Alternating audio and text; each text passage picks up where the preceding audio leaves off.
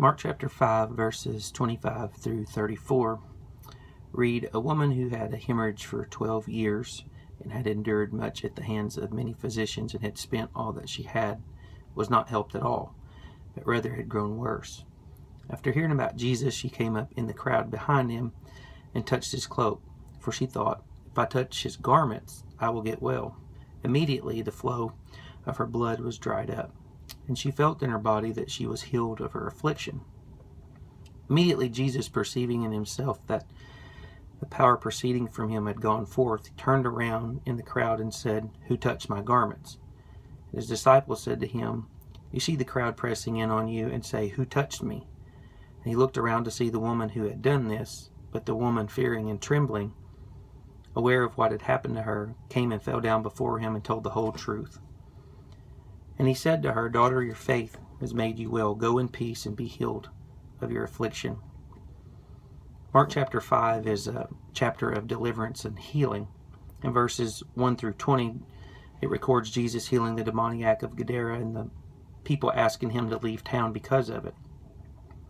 Verses 21 through 43 record Jesus being asked by Jairus to come and heal his dying daughter, and the interruption of the woman with the issue of blood touching Jesus and receiving her healing, and then followed by the raising of Jairus' daughter from the dead. Verse 24 is where I'd like to take notice of the words pressed and touched. It says, "And when Jesus went with him," or Jairus, "and much people followed him and thronged him."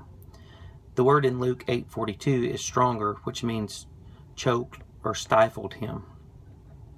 Many people were touching Jesus, but evidently it was they were just rubbing up against him.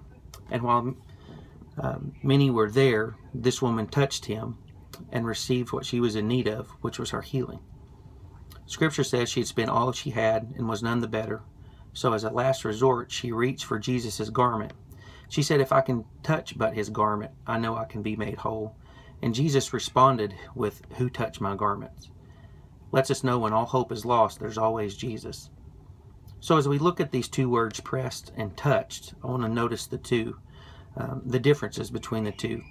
In the Greek, for the word pressed or press, it's ochlos or ochlos, and that means to touch on all sides. The word touched, haptomai, I think I said that right, was haptomai, and that means to properly attach oneself to. So many people thronged him, so much so that it was with some difficulty and trouble that he passed along the streets to this ruler's house. Literally, people were rubbing up against him and they were touching him, but not with the thought of believing for receiving a miracle. Both of these individuals, Jairus' daughter as well as the woman with the issue of blood, are dealing with death if Jesus doesn't intervene. The woman with the issue of blood comes to know him as the healer, while Jairus comes to know Jesus as the resurrection and the life. While many people were pressing around Jesus, two people sought him out to touch him or to be touched by him. The difference between Jairus and the woman with the issue of blood compared to the crowd was that these two were looking for their miracle, while maybe these others were just around to what we'll call see the show. This woman finds herself much like the disciples in Mark chapter 6 when they were up on the sea. The storm came and Jesus came walking on the water, but Scripture says in verse 48 of chapter 6 that he would have passed them by. But they cried out to him, and he answered their cry, and he said, "Be of good cheer. It is I. Do not be afraid." And then it also lets us know that he got in the boat with them, and immediately the wind ceased. Jesus would have passed this woman by as well, but she cried out. If she hadn't have cried out, he would have walked right past her, but she reached out and touched him. Her diagnosis was terminal, and death was for sure. It is usual with people not to apply themselves to Christ till they've tried in vain all other helpers and find them, as certainly they will, physicians of no value. And he will be found a sure refuge, even to those who make him their last refuge. Nonetheless, she was determined to try one last time in hopes of receiving the healing that she was so desperately seeking. Webster defined the word touch this way: to lay hands upon with intent to heal. What hope that even Webster penned that healing would come through a touch.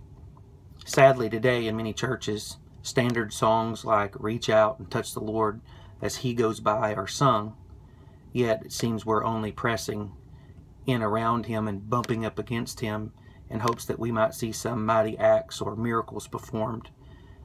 And that's the extent of our urgency. But there's always a few that come for a completely different reason, to touch Him and to receive His healing and His peace. Each Sunday and Wednesday, our church and all other churches, whatever day of the week that they may meet, have the opportunity to be a part of the crowd and press Him, or be the one who touches Him with an expectancy. Every day I need to ask myself, am I pressing Him or am I touching Him?